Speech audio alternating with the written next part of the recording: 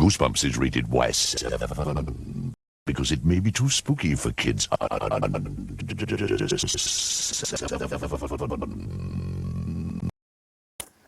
Hello, Goosebumps fans. I'm actually a little bit conflicted. So let's have a little moment to think about this.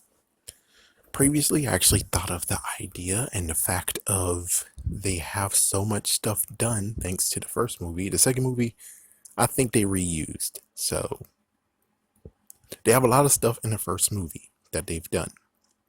Costumes, CGI. Oh yeah, props. Anyways, they have so much stuff they already have ready. It would either be smart but cheap, or they could actually be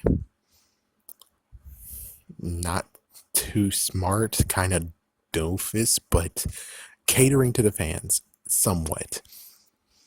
So we're just going to talk about it right quick. What my hopes are. My hope, just because the movie, you don't really get to see much in the architecture and all that stuff. I would love to see all the monsters they had in the movie close up. We could actually see it for ourselves. I mean, yes, they had behind the scenes stuff, but if they actually had all the monsters that they had, which was 40 in all, I think 40 in all plus, and they have them all in the episode, so they basically have like the first two seasons just dishing out all the monsters they already have done. I don't think that would be a bad thing because we get to see the monsters close up. Of course, some will actually be like, yeah, but that's cheap. That's not fair. And it's like, I understand your frustration. You actually want to see two different versions of the Abominable Snowman, question mark. You want to definitely see two versions of Slappy. You don't want to use the movie version. But the messed up part is that even though, yes, they could actually make a newer version, but then the books, however, Slappy would change in the look of the books. So you have to keep that in account. That's like they already adapted Slappy to look like what he does in the books. So, I mean, from the movie to book form.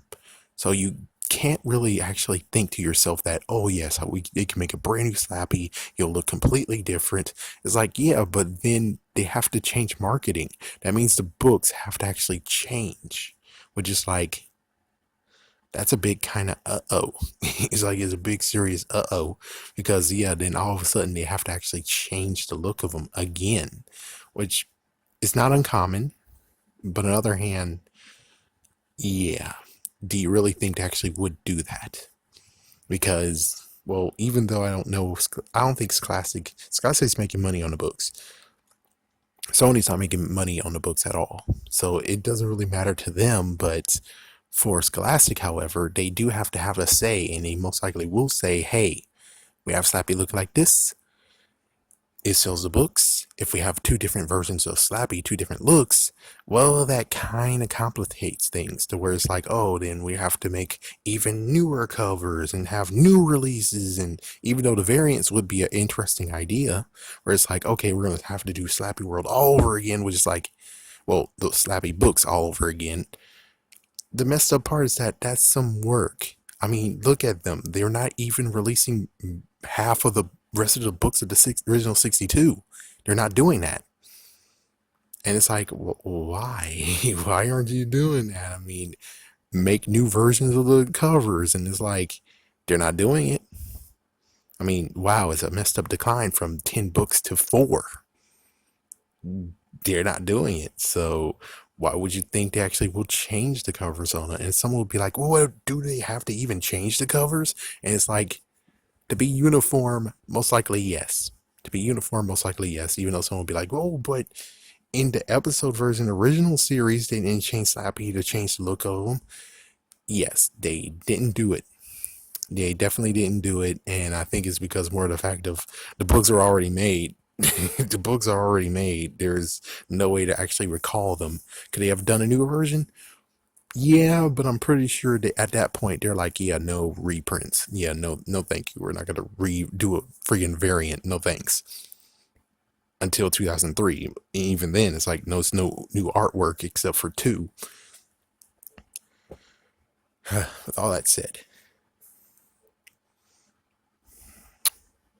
personally, I would like to see all the monsters, all the designs that they did because they worked hard on it. And it sucks that a huge panel that we saw in the movie of all the monsters, but we didn't really get a true look at them. Yes, we got a gymnasium scene, but other than that, it's like, yeah, but other than that, it's not really a good close up. I mean, yes, we got Slappy. We got the werewolf of Fever Swamp. That was freaking awesome. Uh, Lots of werewolf Fever Swamp. We got the abominable snowman. We got the mantis. We got the haunted car somewhat. So it's like, yeah, we got a few, but there's many others that we didn't get to see. And I'm like, if you could do it and you could actually allow us to see all the demonstrations. Yes, we got the ghouls, but not exactly. Not really exactly we got that. So, yeah.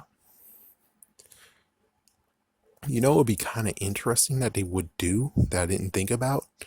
So, does that mean that the person who played Hannah Stein, aka Hannah Fairchild Stein, would they actually get her to come back?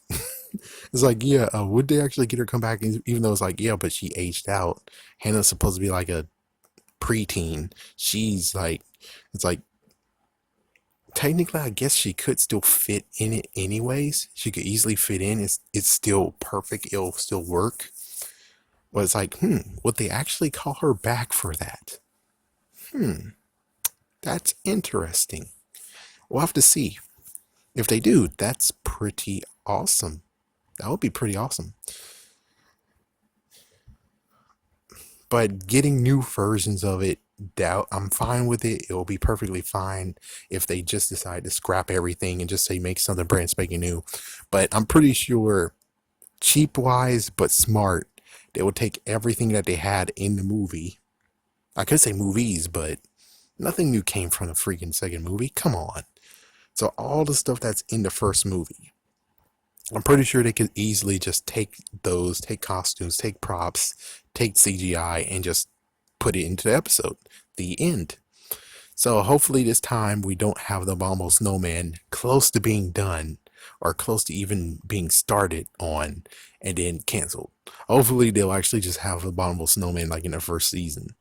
So anyways, I guess the real question is, from the 40 monsters as you saw from the first movie, which ones do you want to be episoded? Which ones do you want to see first in the first season? Because I'm pretty sure this is the route that they should go, and it's a smart move. They have so many things done, and it's like less needing to be like, oh, every single episode, and it's like, oh, it costs this much to make the episode, oh, son of a. But the thing is that if they have all the stuff already ready, then it takes less time, which means less money, which means that they can focus more on the story, focus more on that instead of being like, what the design's gonna look like, what should we make it. So basically, maybe the first two seasons are just practically follow, in quotations, follow the current and just do that. The only messed up thing that's kind of like, oh, that sucks, is the fact of they did have cuddles or it's like, I wonder if every single concept they had, everything idea, like the first draft's supposed to have cuddles in it. Do they have what cuddles supposed to look like? So that means that they don't really have to do even more of the work. It's just still that they just have to make sure they have all the paperwork.